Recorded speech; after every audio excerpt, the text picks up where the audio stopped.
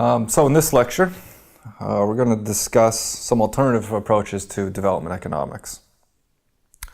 Now, first, we're going to look at developing countries as a whole. We can say that there's a lack of capital in developing countries.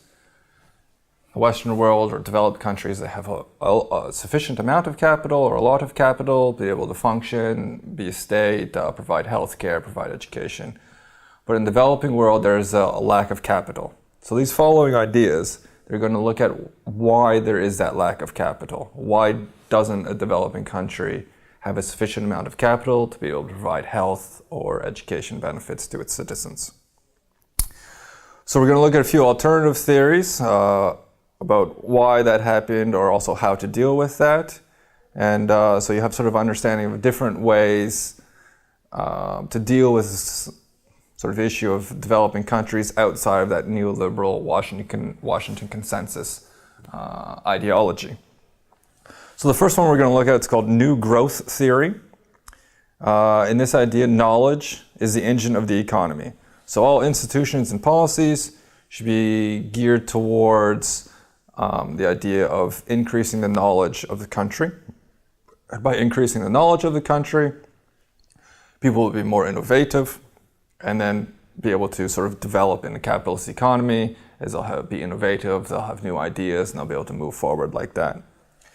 So economic strategies should be, supporting universities, scientific laboratories, and businesses, but are all businesses willing to innovate and get new, more exciting ideas. Also in this one, it's not just at the state level. So this is a little bit more interesting in that communities also have a role to play in the development of their economics. So a city government can play an important role in developing the knowledge of that area. Future growth depends on current knowledge. So that means that the first area of investment should be in education. Once you get that to a sufficient level, then you can develop your economy, and your future growth will be stronger and bigger because you've invested in education to begin with. And the final idea of it was that if your growth is based on knowledge, things that you're learning, then you'll have more growth based on the knowledge that you've already had. So it's really invest heavily in education, so you have well-educated people who are able to innovate. They can start the economy, and more people can sort of jump on to that train that they have already started. And by that, the economy will grow more and more. The next one is called the developmental state. And this was actually quite an important one because this is how Japan developed. So we have a real example of the developmental state if you're looking at Asia. So the idea was that Japan, their industries were state-owned. So shipbuilding, mining, textiles, those were all state-owned industries. At the same time, Japan also invested heavily in railroad and the telegraph system. So you can see they had the manufacturing through those state-owned industries, which was protected, but then they also invested in the infrastructure to be able to move goods around and be able to do business quicker and more efficiently. What they also did was infant industries. Infant is like a newly started industries. They were protected by tariffs on imported goods. So the new industries that were started in Japan, the Japanese government protected those industries, and they protected them so that they would be able to grow. And once they were at a level where they could compete with foreign markets, then they removed those tariffs on imported goods and restrictions, and they were able to compete competitively with these foreign products coming in.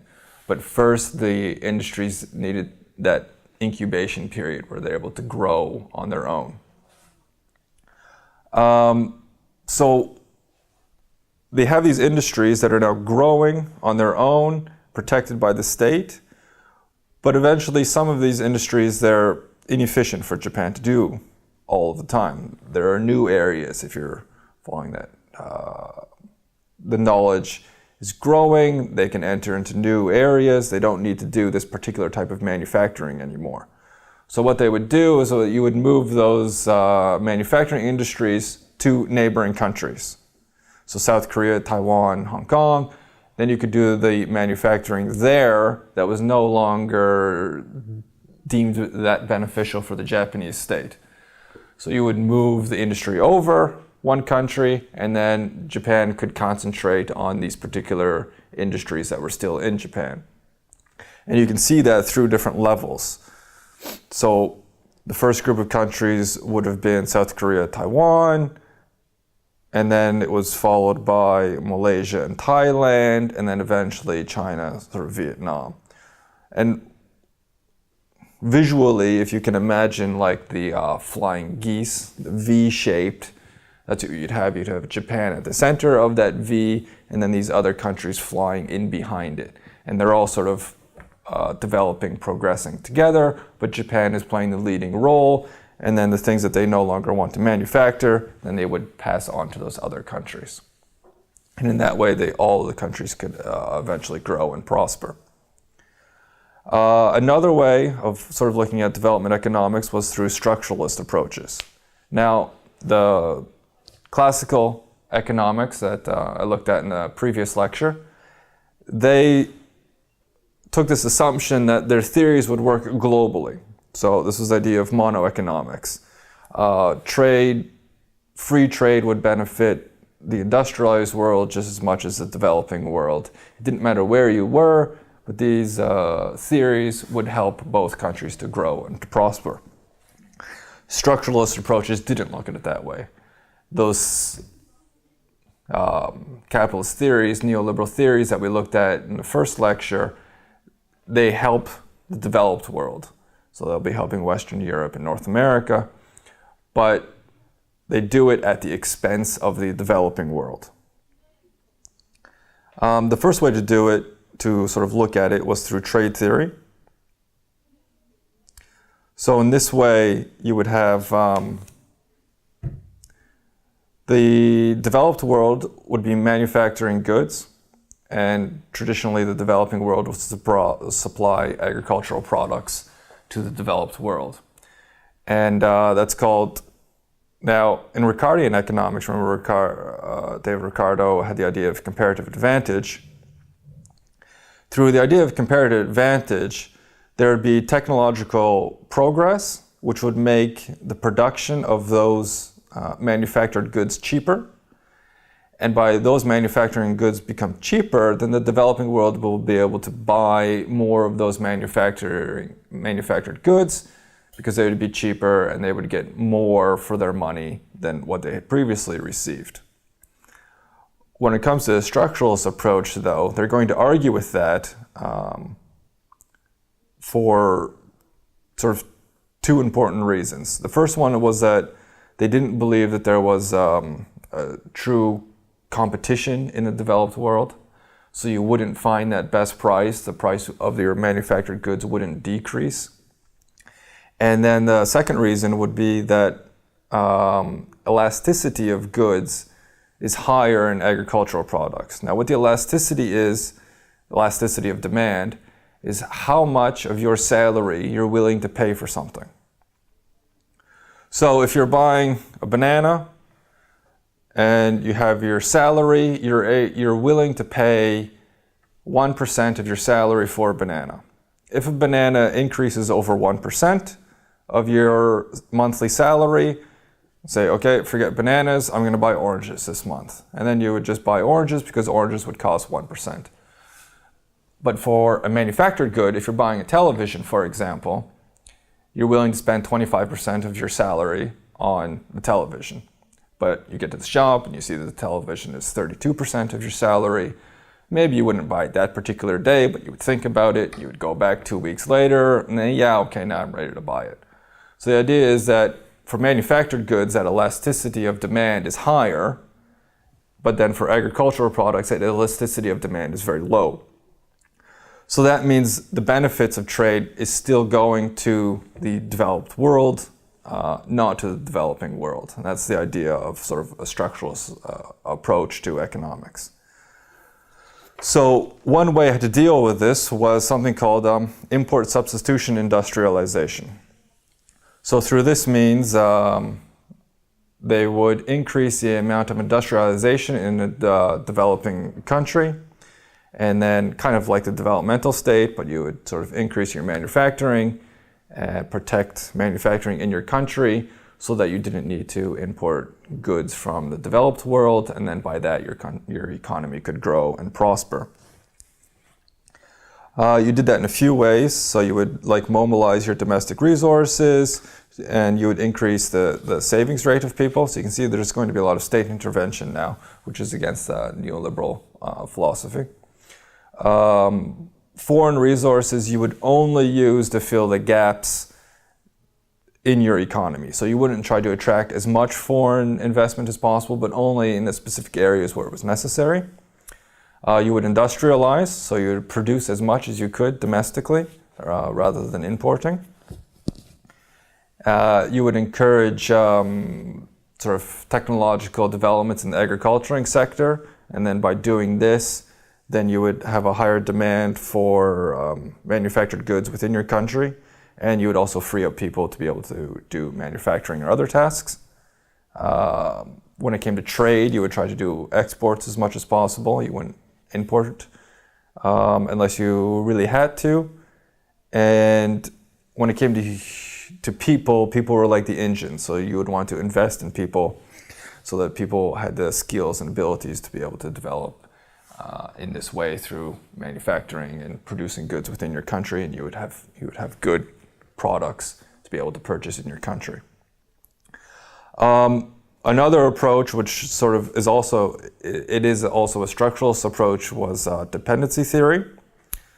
So dependency theory takes it one step further in that Europe developed not only just because of this imbalance in trade that I already mentioned, but through the external destruction of the developing world. So conquest, having colonial control, and then resource extraction. So that's actually how Europe and North America developed, not just through unequal trade. So in this way, Europe is the center of economic development, and all the other countries are just sort of giving up all of their resources so that Europe could develop. Now, that the sort of easiest way to explain how that would happen is that for goods, you need labor. And the argument was that labor was cheaper in the developing world. And as that labor was cheap in the developing world, those goods had an artificially low price. At the same time, labor is particularly expensive in Europe. So the price of those goods was artificially high. So your price of a TV is higher than it should be, and the price of your agricultural product is lower than it should be. And because of that difference, the extra benefits will go to Europe, not to the developing world. So the developing world will be in a constant state of not developing because the profit from their products actually ends up in Europe, not in the developing world. This also is an idea of world systems theory. So world systems theory more or less has the same structure. You have this core and a periphery, which is in dependency theory, but in world systems theory, then you also have a semi-periphery, what's called. And those are the countries sort of in between the two. So the products could go from the developing or the periphery countries into the semi-periphery. Semi-periphery could take something and send it on to the core, and vice versa. Now those are more like the traditional approaches, critiques of development economics. In more modern times, we've had something called the poverty trap. This is an idea from Geoffrey Thorpe, who's an important development economist today. So the poverty trap is the idea that a country doesn't have enough resources to be able to invest in education and health to be able to develop. to grow and prosper. So all of the resources that the country has is only barely fitting into those basic needs that exist. So there's no extra capital to be able to invest to allow the country to develop. So the country is stuck in poverty. It doesn't have enough money to make the investments to get out of poverty. And this could happen for a few different reasons. One is that there are just bad economic policies in the country. So because of those poor policies, you're not encouraging savings or reinvesting in yourself. The state is just insolvent, so the state doesn't have any money and can't invest even if it wanted to. Another idea is physical geography. So if your country is landlocked, for example, or if you have a mountainous area, then it's more difficult for you to grow because you have to solve these geographic problems. The idea of being in a mountainous area is something that I'll actually discuss later when it comes to history, and you'll see a connection there. Also, there could just be cultural barriers to your country's development or growth, in that women or minorities or girls are marginalized, and if you're marginalizing them, then they cannot sort of contribute to the economic growth of the country. Now, to deal with this poverty trap idea, Sachs makes a difference between two distinct ways of growth. And the one is called endogenous growth. And in this case, you're growing from within your country. So if you're stuck in a poverty trap, you can't do endogenous growth because you don't have enough to invest into your country to be able to allow it to grow. But the classic example of this is England, especially during the Industrial Revolution. You saw that the steam engine was something that was invented in England and then allowed for growth to happen within England.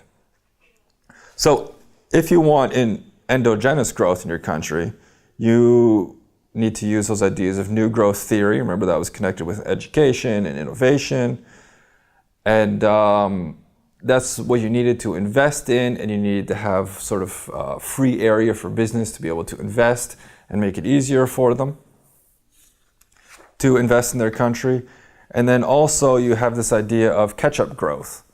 And catch-up growth is a completely different type of growth compared to endogenous growth. In that catch-up growth, you're taking the innovations, the inventions from another country and just using them in your country. So most developing countries are going to have a type of catch-up growth. And to have catch-up growth, what you really need is you need the proper infrastructure. You need the railroads in place. You need administrative sectors in the government to be in place to be able to allow people to use those innovations that they've taken. So you don't need to invest in education to be able to invent the steam engine. The steam engine is already invented. What you need to be able to do is you need to be able to use it correctly and in the best possible way for your country. Now, the final idea, and I've mentioned this before, is that all of these ideas are based on the idea that there's a chronic failure of growth in the developing world. So Morton Jervin, an economist, he looked at sub-Saharan Africa and did some studies related to GDP in sub-Saharan Africa. So from independence, after colonial times, up until 1975, GDP growth in sub-Saharan Africa more or less mirrors what's happening globally. So you don't see a difference in growth. Now, the poorer in sub-Saharan Africa, but if we're talking about growth and the percentage of growth related to GDP, it's more or less the same as what is happening around the world. Now, there was a 15-year period from 1975 till 1990 where GDP growth in sub-Saharan Africa was particularly smaller than the rest of the world. But that happened for a few reasons. One was that oil crisis that I already mentioned in relation to Keynesian economics. So if there's an oil crisis, then agricultural products become more expensive. So the manufacturing technology that was needed for the agricultural goods became more expensive. At the same time, there was a sort of crisis in agricultural prices because agricultural prices fell. More countries are being involved in the production of agriculture through the work of the IMF, which we'll talk about a little bit later. Also during the 80s, there were a lot of droughts. This is just bad luck, more or less. But there were a lot of droughts, and we saw a lot of these pictures of sub-Saharan Africa, people starving, droughts, all desert everywhere, just sand everywhere. So we had this idea that sub-Saharan Africa was a very poor, extremely poor place. Now, after 1990, then again, GDP as a percentage has more or less mirrored what's happening globally. So what you'll see here is that in sub-Saharan Africa, there's a fluctuation of growth. It's not a chronic failure of growth, but a fluctuation of growth. So that brings into question all of the policies that we've been working with. Have we been working with the wrong policies that are trying to solve this problem of no growth, but we actually need policies that are trying to solve this problem of a fluctuation of growth?